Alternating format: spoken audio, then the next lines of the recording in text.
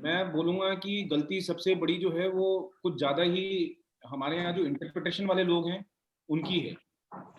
जिसकी जो मर्ज़ी आ रही है वो इंटरप्रेट कर रहा है।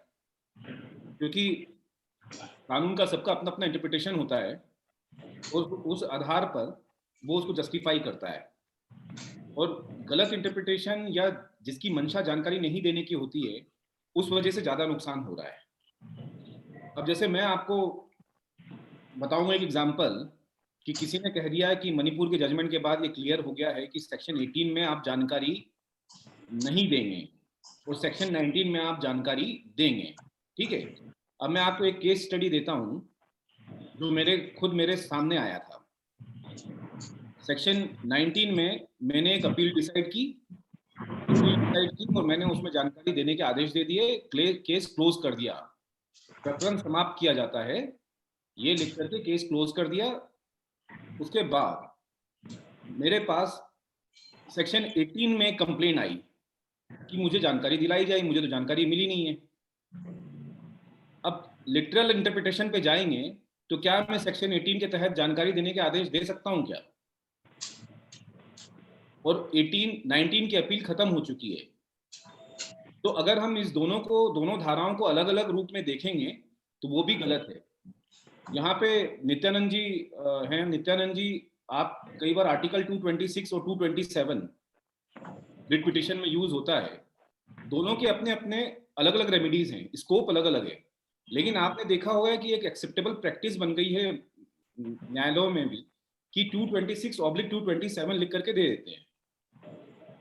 तो कहाँ है ये कि 226 एक साथ दोनों जाएँगे? ये तो नहीं है। लेकिन एक एक्सेप्टेबल प्रैक्टिस के रूप में ये हमारे सामने है। अब सवाल ये उठता है कि मूल उद्देश्य क्या है कानून का? जानकारी दिलाना। तो अगर मैं सेक्शन 18 में जानकारी नहीं दिला पाऊँ और मैं सिर्फ सुप्रीम कोर्ट का वो आदेश पकड़ के बैठ जाऊँ कि भई सुप्रीम कोर्ट का आदेश है, मैं जानकारी नहीं दे सकता हूँ, तो ये गलत इंटरप्रिटेशन है। तो इसीलिए मैंने जानकारी देने के आदेश सेक्शन 18 में किए हैं। और दूसरा, एक मेरे पास कल ही मैं एक एप्लीकेशन देख रहा था। एप्लीकेशन में लिखा हुआ था अ, उन्होंने अपील फाइल की है, सेकंड अपील। उसमें लिखा था द्वितीय अपील ऑब्लिक शिकायत, धारा 18 ऑब्लिक धारा 19। तो भई ये तो प्रोसीजर वो है, अगर मैं चाहूँ तो मैं दोनों को कंबाइन करके चलूँगा। अच्छा, दूसरी बात, सेक्शन 18 में आपने सम्मन करने का लिखा हुआ है। सेक्शन 19 में मेरे पास अपील आती है, तो क्या मैं पीआईओ को सम्मन कर पाऊँगा? और सम्मन कैसे करूँगा? अगर उसको उसकी वहाँ पर सम्मन भेजना ही है पुलिस के माध्यम से, तो मैं कैसे सम्मन करूँगा? क्योंकि अपील तो सेक्शन 18 19 में है। दूसरा, मुझे अगर एफिडेविट चाहिए अगर पीआईओ से कि आप ये लिख के दीजिए, आपने यहाँ ये चीज़, ये जानकारी आप गुमा चुके हैं, ये एफिडेविट पे चाहिए मुझे। तो क्या 19 की अपील के माध्यम में मैं ये बाध्य कर पाऊँगा? तो ये हो क्या रहा है कि हम लोग अगर इस तरह से इसको बाँट के चलेंगे, तो वो गलत है। तो मेरा तो ये कहना है कि जो इन्फॉर्मेशन कमिश्नर्स प्रो ट्रांसपेरेंसी के लिए काम कर रहे हैं, वो इसको थोड़ा-सा ध्यान में रखें, और जो पीआईओज़ बेसिकली प्रो ट्रांसपेरेंसी के लिए काम कर रहे हैं, वो लिटरल ट्रांसलेशन पे ना जाए, ना ही इस तरह के कुछ जो इंटरप्रिटेशन है, वो इंटरप्रिटेशन जो कि जानकारी रोकने के लिए बने हुए हैं, उस पर ना अपना ध्यान दें। उसमें उलझेंगे तो बहुत उलझेंगे। क्योंकि अल्टीमेटली जब आपको आपको कुछ कन्फ्यूज़न होता है, तो आप प्रिएम्बल पे जाते हैं, और प्रिएम्बल बिल्कुल साफ है। आप देखिए कि सेक्शन 18 क्या हमारे इसमें, क्या उसमें लिखा हुआ है कि क्या ये प्रोसीजर लिखा हुआ है कि सेक्शन 18 में अगर शिकायत आएगी तो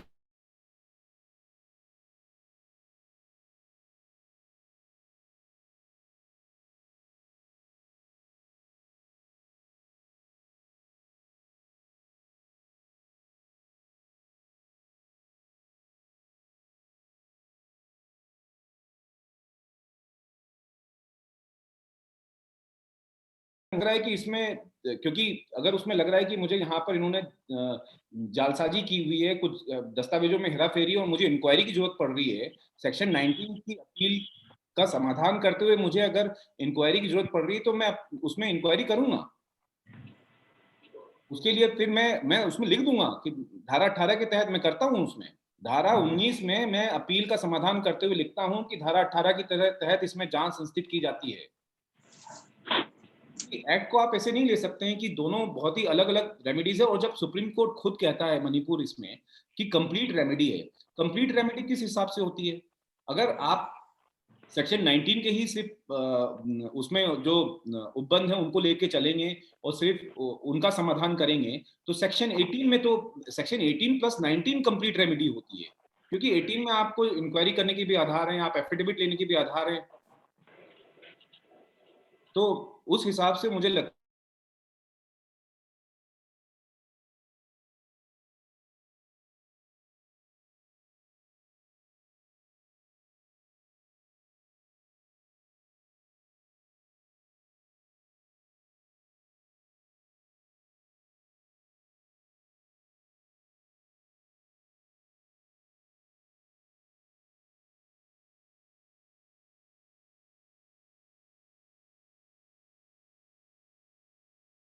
और उसमें अगर किसी के कुछ और सवाल भी हों तो हम लोग उसको डिस्कस कर सकते हैं। जी, हमारे साथियों के तरफ से जो महत्वपूर्ण सवाल आ रहे हैं, मैं उन सभी सवालों को जोड़ते हुए सर आपको एक जोड़ते हुए सवाल बताना चाहूंगा कि हमारा जो सूचना का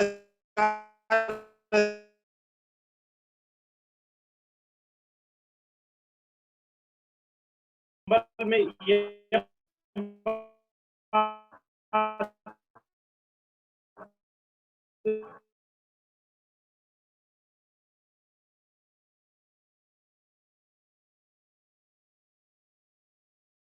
इसका लाभ जनता को नहीं मिल पा अब रहा मैं है। आपको एक चीज इसमें मैं आपको एक उत्तर देता हूँ।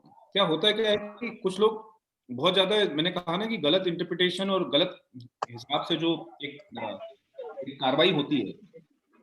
आयोग में एक मेरे पास एक इंफॉर्मेशन कमिश्नर आए, वो चर्चा कर रहे थे कि उनके पास करीब 30 या 40 कंप्लेंट्स ऐसी हैं एक आदमी की, व्यक्ति की, जिसने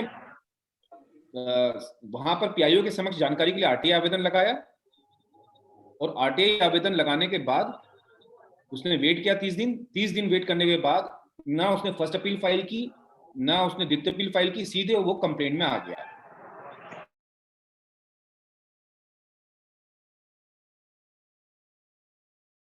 आप धारा 18 में आ रहे हैं, यहाँ पर आपको जानकारी नहीं मिलेगी।